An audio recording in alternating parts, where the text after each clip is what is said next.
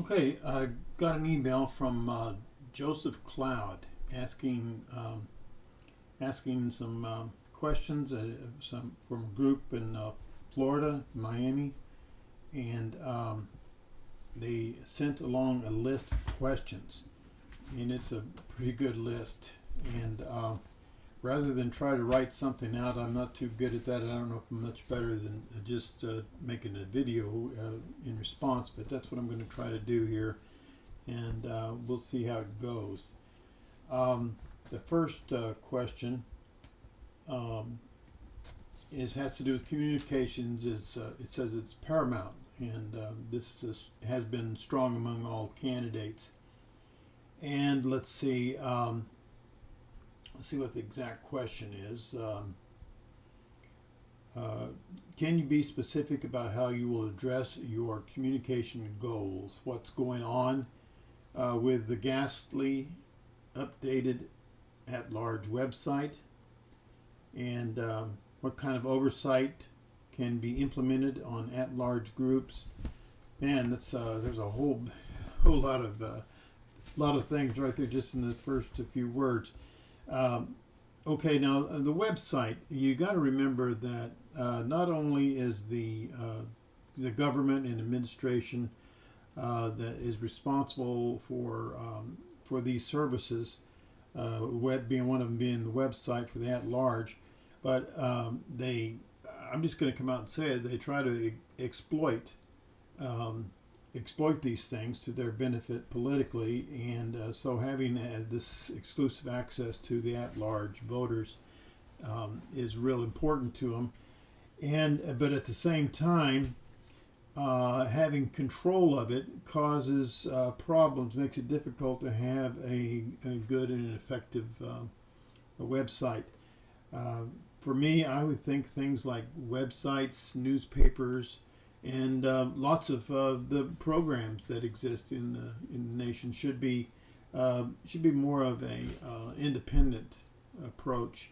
And I think the executive branch and the council, for that matter, need to have more of a hands off approach. There, it seems like that we're getting a lot of macro management attempts and trying to control everything and try to make it all work to their benefit, which is, I guess, that's human nature, but I don't think that really serves the people's best interest. What kind of oversight can be implemented on at-large groups? That's kind of like the flip side of the problem. Um, the at-large groups, not too many of them realize this, but the at-large groups are equal to the community organizations in the nation, and they're basically autonomous. You have control of these things. The power's in your hands because you have the vote, and so the central government is going to respond to your input. But what they try to do is to, by giving you benefits and attention, they try to dominate your attention and make you want to go along with their plans and support them, and you don't really have access to what's going on anywhere else, and that's a problem in my opinion. I think the at-large communities should be not only organized locally, but they should be organized nationally, independent of the central government. I think they should be managing their own meetings, and I think the central government should be supporting those endeavors. Not, what happens now? They have a community meeting and they give you $600 or $700 to cover a venue or maybe food expenses, and they come out and hand out cards, and it really seems like a lot of campaigning. Even if it's years from the election, it still seems like campaigning to me. But anyway, I think that the local community organizations should be autonomous and should have a much more respected power of their own. And that's just there's a lot more I could say about that. Um, let's see. Emails are a standard part of the world going on. Why don't we receive survey that ask us? Yeah, okay, I get that. what we're talking about here is why not have a little bit more facilitation of participation, and there's a reason for that. They want to it's all about control. They want to keep the groups and the people isolated. In my opinion, I mean it sounds pretty negative, but you've asked a question. That's what I'm gonna answer it. What I tell you what I think, and I think that there's a lot that could be done that would facilitate this communication and help the individual groups organize. Everybody says, well, there's not much happening in the at-large groups. They meet every once in a while and talk about some history and culture, and then that's it. They're not really they don't really participate with the nation as a whole. And whether that's true or not, whose responsibility is it to try to work towards fixing that, doing something about it? There's a lot that could be done, but if it's not wanted, if it's avoided, and then it's not going to get done. So changes need to be made. Let's see. There's a lot of talk of meeting where we are in person, which is nearly impossible to do for all of us. It makes virtual spaces the answer. Yes, the pandemic. I'm a teacher, and I noticed that in a lot of ways, the having to work with kids at home on their own devices, and it changed some things. It made them have to be more responsible for their own education, and I think in a lot of ways we found new advantages, even though it was a big disadvantage to be forced to have to do that. But now it's kind of broken the mold, and we can see some potential in that now that we don't have to do that, we can incorporate some of those things we've learned and have much better communication. And I think that's a great thing to do. And but there again, when you start talking about freedom of the people and empowerment of the people, we seem to run into a lot of resistance with that. Healthcare comes up a great deal. Yes, it does. And this question talks about the experience with healthcare in the Seminole tribe. And as it happens, my mother and father, they're passed on now, but they're buried there in Florida. And my brother still lives there. And I have lived there. And I know for a fact my mother had some health issues, and she used the Seminole Hospital quite a lot. And she even, my sister lives out in California, and I've lived there too. She also went to visit my sister and was able to access health care there. Now, not too many people know that, but the thing to remember is that because, especially when tribes are managing the healthcare systems, even though it's a federal programs, each one's operated different. So sometimes you get resistance, other times you're welcomed right in. I know my daughter here in Texas, she goes up to Durant because they don't have too much IHS facilities here, so she goes up about 70 miles to Durant and gets really good service there. And myself, even though I live in Texas, I've gone up to to Tahlequah, to the Indian Health Service there, and I've had a lot of good experience there. But I know there's a lot of complaints. It depends on where you are. People being turned away and rejected because they just weren't, they weren't part of the local tribe, and there weren't enough resources to go around, that kind of thing. So I think that there might be another solution that I would like to see explored, and that would be to use some of this money that's generated. We're hearing a lot about it now, but to help with either a group health insurance, or at least to defer some of the costs of health insurance. If you can get health insurance cheaper by going through the tribe, I think that would be much more attractive. I know I would rather do that. Now that I'm retired, I'm on Medicare with supplements, and I still have to pay, a few $100s a month for my wife and I. And if I could get that reduced, I would jump at it.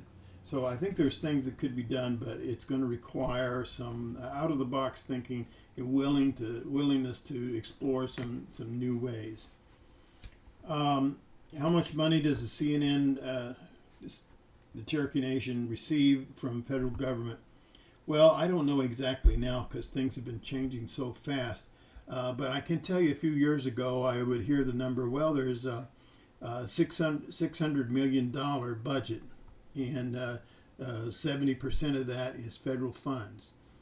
And the other source of revenue is really mostly comes from the Cherokee Nation business, C&B. That's the casinos and other enterprises. And they don't, all the profits from those casinos don't go to the tribe. They have what they call a dividend. It used to be like 25%, but I think they moved it up to 30, and now 35% of the profits. But you know what? You don't really know what the profits are, because the corporations, the corporate arm, is run quite a bit separately. There's not transparency. We don't get to know what's going on there. We just feel like we get the idea that we're the owners of all these enterprises, but maybe we're really not. That needs to be opened up and investigated, and to see what's really going on. I think that people at least have a right to know how it works, and I don't think we do right now.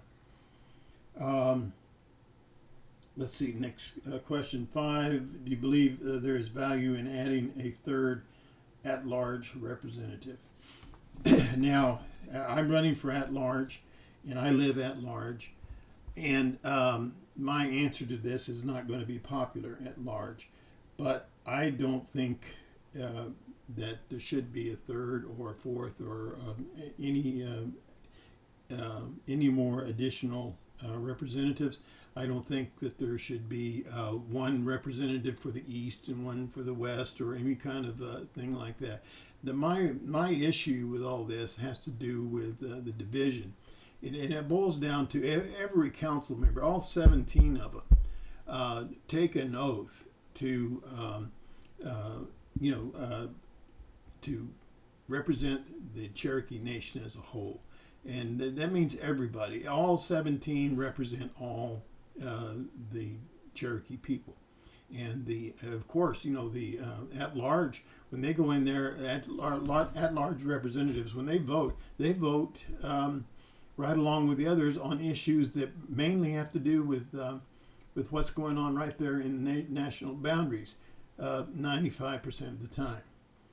And when there's some issue that comes up that might be kind of exclusive to at-large, well, all 17 vote on that. So we should be expecting all 17 to represent the interests of all 390,000 of us. That's my opinion. And so by adding more representatives or changing things around, to be frank, I disagreed with them.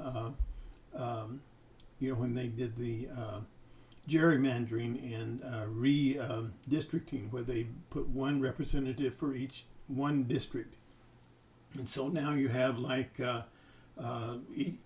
there's one little kingdom for each council member, and I don't think that works well. I think it works a whole lot better when there were larger districts with 2 and sometimes 3 council members in each district, and it was more conducive to consensus. And I think that's what we really need, instead of division. We need consensus, and we need the participation of the people. We need real representatives, not just people that bend to the will of the executive powers. Okay, I think I've spent enough time on that. Let's see. The idea of an issues database came up. It sounds amazing. Who updates that? An issues database. I'm not sure what that means. I think it means that there's a lot of issues and questions and controversy going on, and I guess a database. I don't know. I saw surveys mentioned. Maybe that's what that's about. But yes, if there was a survey and there was an effort to reach out to and give the people something to participate in, feel like they're even voting. Matter of fact, I would take it even further. I believe that there's no reason why we have to have the paper ballots. I think that it's possible to vote and securely vote with machines and for that matter, I think I would be in favor of being able to vote outside the boundaries. Right now, there's like 30,000 Cherokees living in Tulsa, and they're in Creek Nation in Tulsa, in the majority of Tulsa's in the Creek Nation to the south, and they either have to vote by absentee ballot or drive all the way to Tahlequah to vote, and where they could just go across the line if they could vote in a precinct that was in the boundaries. So I would be in favor of making it easier to vote, but at the same time, it's got to be a secure process. And I'm finding out that these paper ballots, these absentee ballots, there's too many opportunities to manipulate the process to the benefit, and it seems to be that the incumbents are the ones that are more likely to be participating in that manipulation.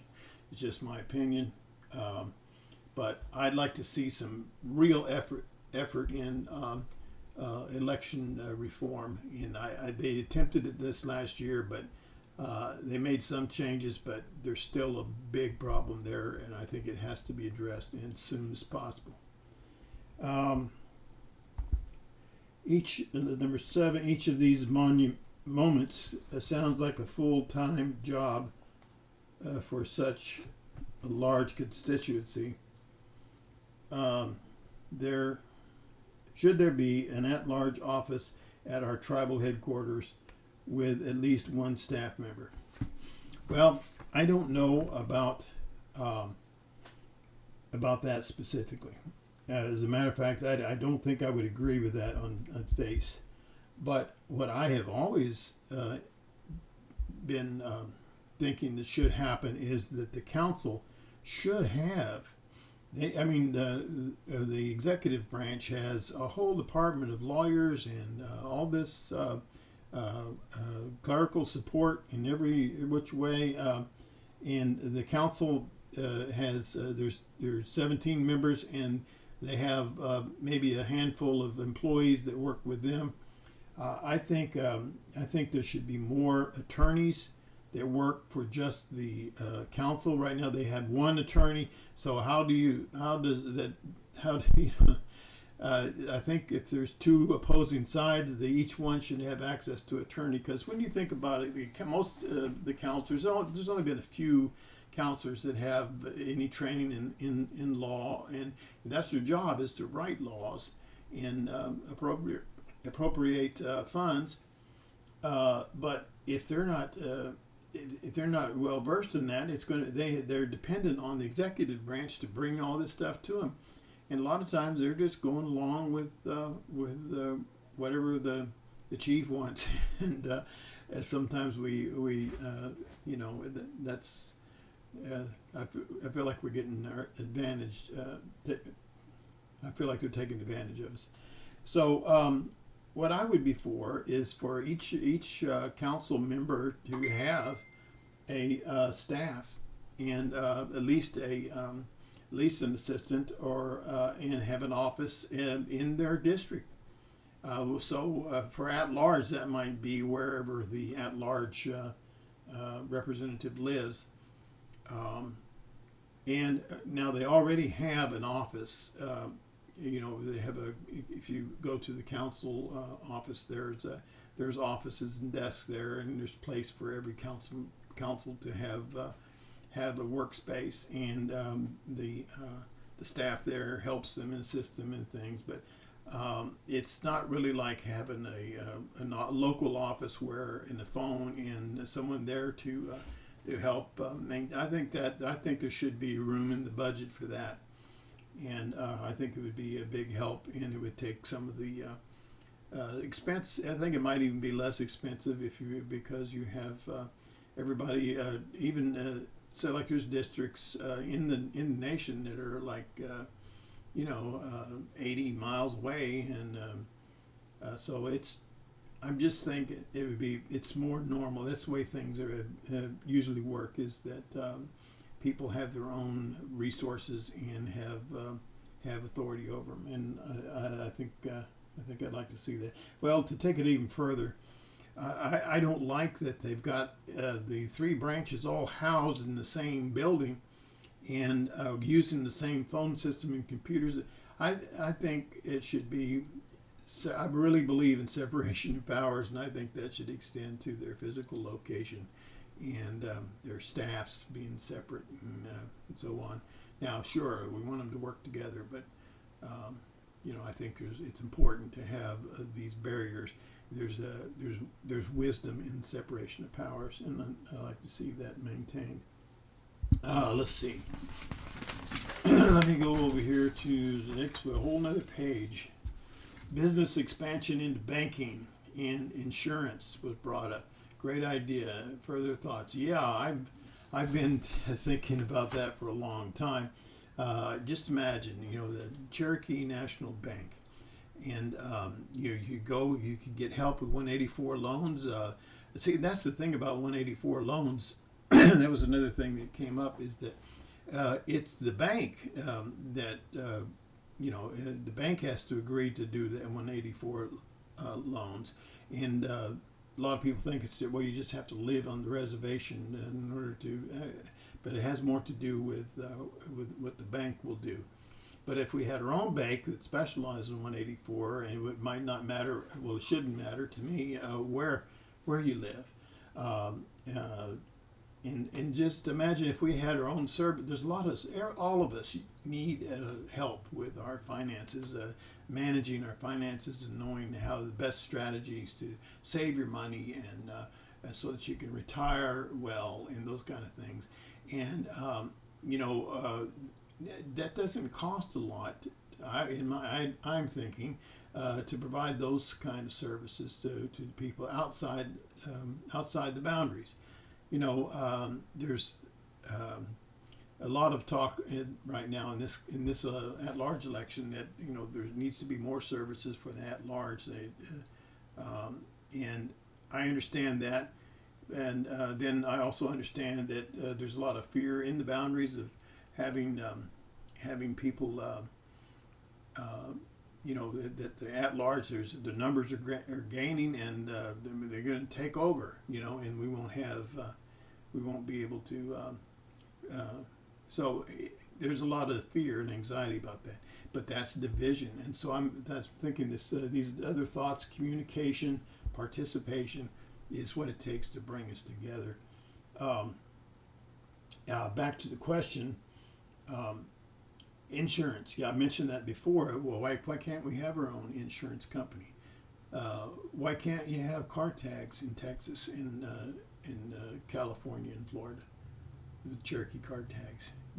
I think if you looked into it, that you might see that you can. That is actually something that could be done. They're already issuing car tags outside the boundaries in Oklahoma. So there are a lot of things that could be done.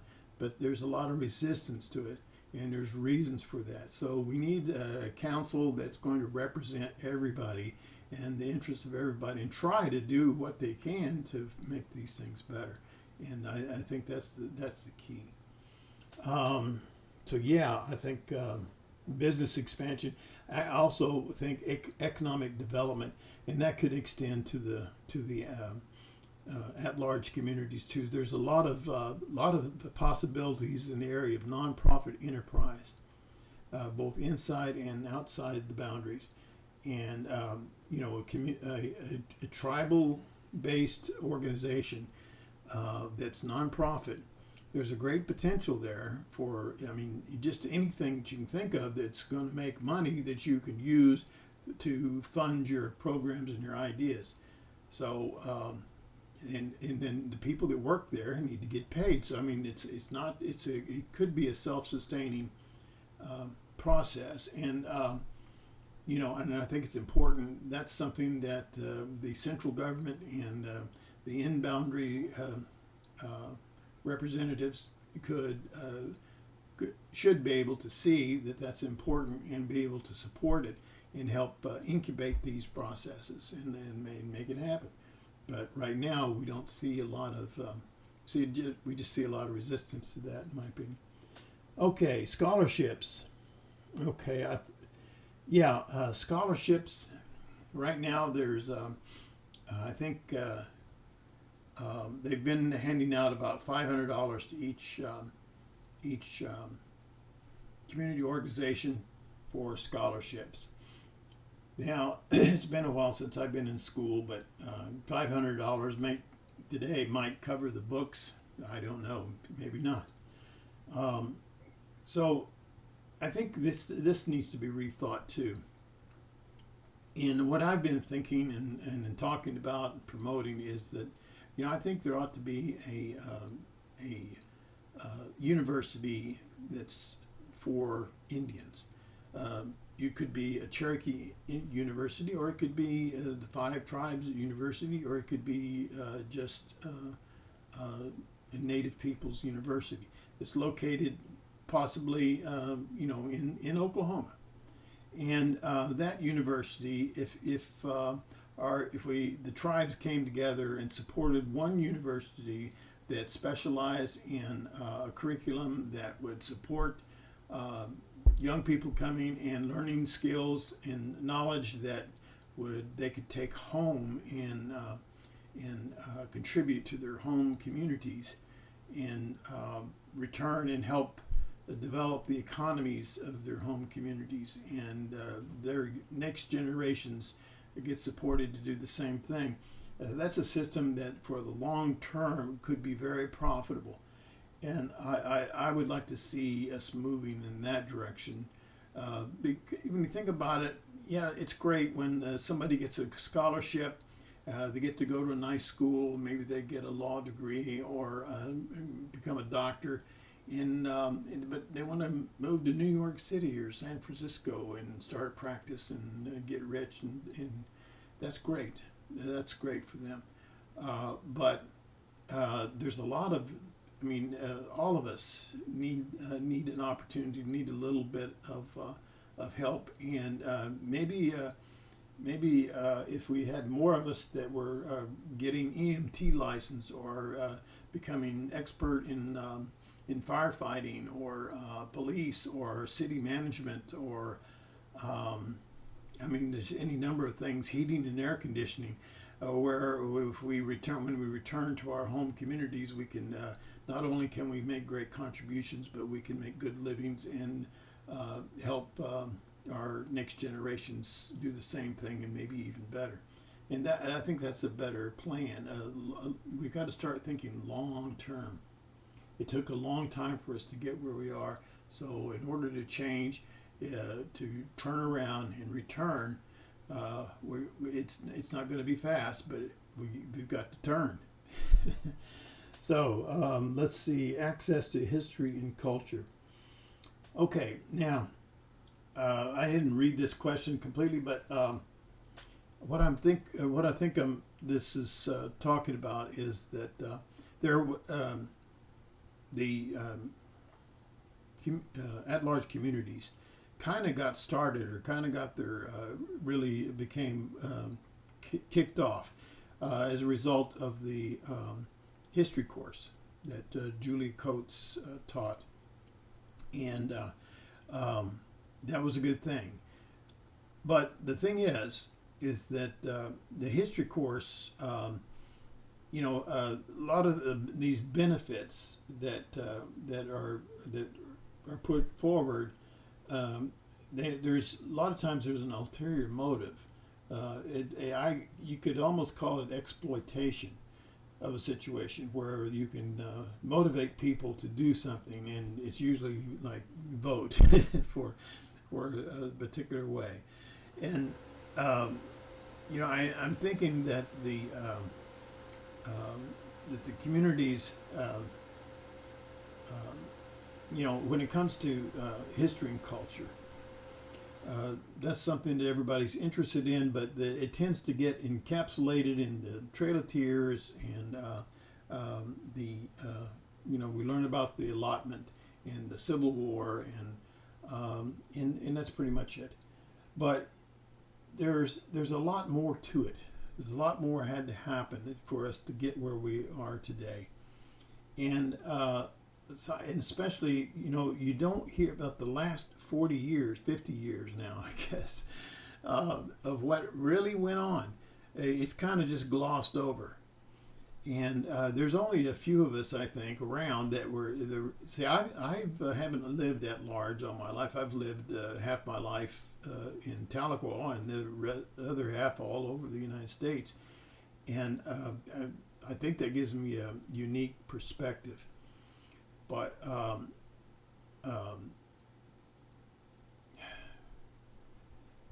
back to the history. We need to include in our history what's happened since 1970, and before that. Just for example, real quick, in 1905, just before allotment, just before the Cherokee Nation government was effectively shut down. I don't believe it was technically or legally shut down, but everybody believed it was. But in 1905, it hadn't happened yet. The government was still in full force and effect. And Chief Rogers, the council, the Senate, was awfully concerned with Chief Rogers because he was just a little bit too willing to do what the federal government wanted, and so they impeached him, and then they elected Frank Boudinot to take his place. Now, but the thing is after allotment, after the government was supposedly shut down, they discovered that they needed a chief to sign papers because the Cherokee people still owned a lot of property and had assets and resources that had to be signed away by a chief. So anytime they needed a chief, they would appoint one. Well, guess what? The first one they appointed was Rogers. Now, that had the appearance of, that's a continuum, but it wasn't.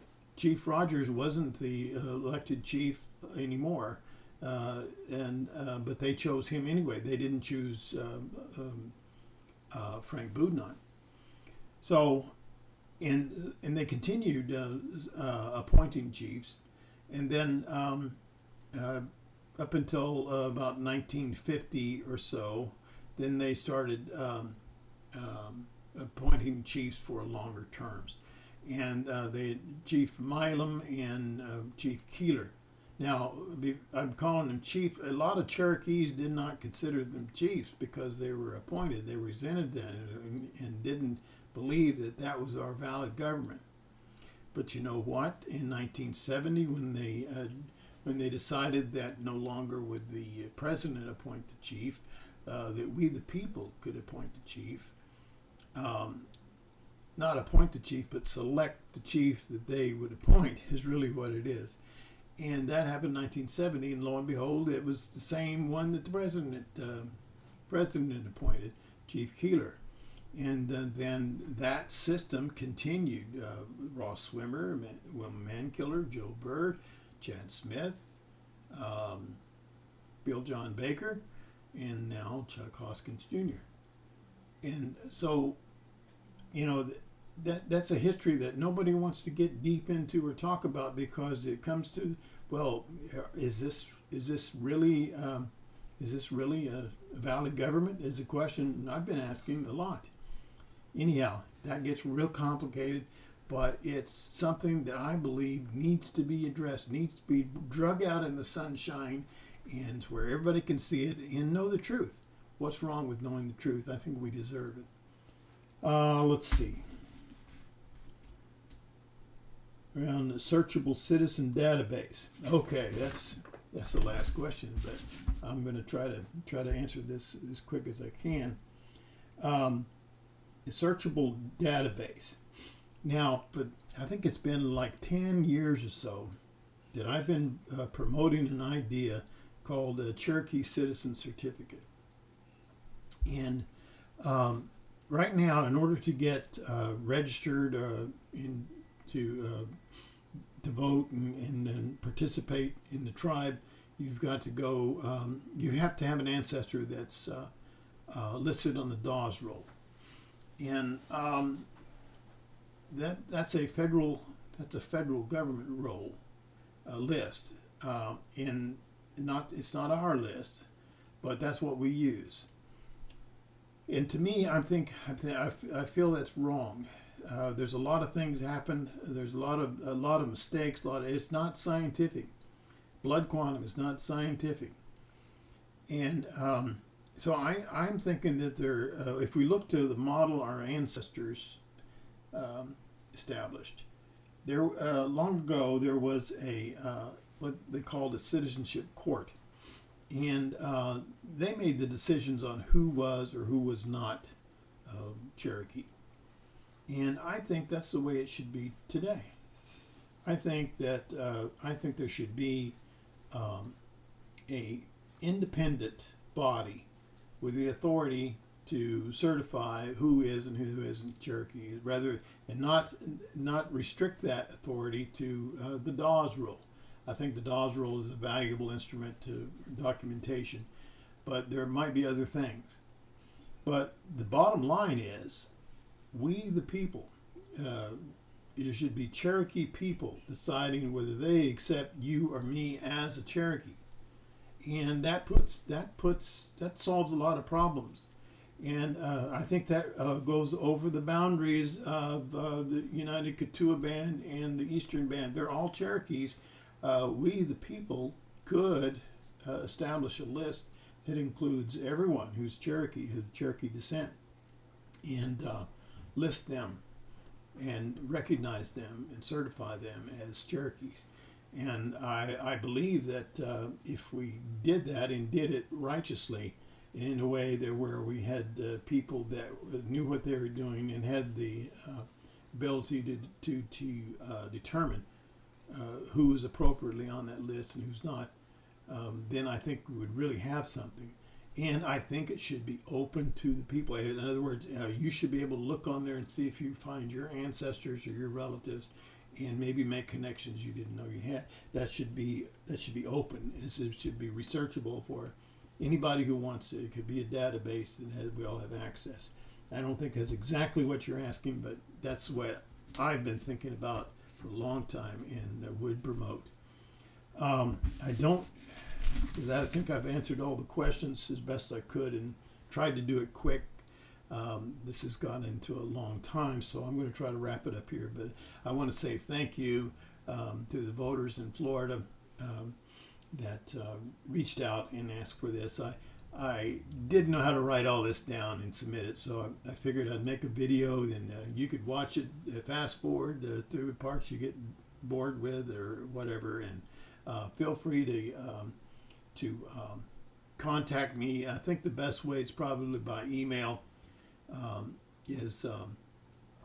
My email is Mays, Mayes 1839 at gmail.com.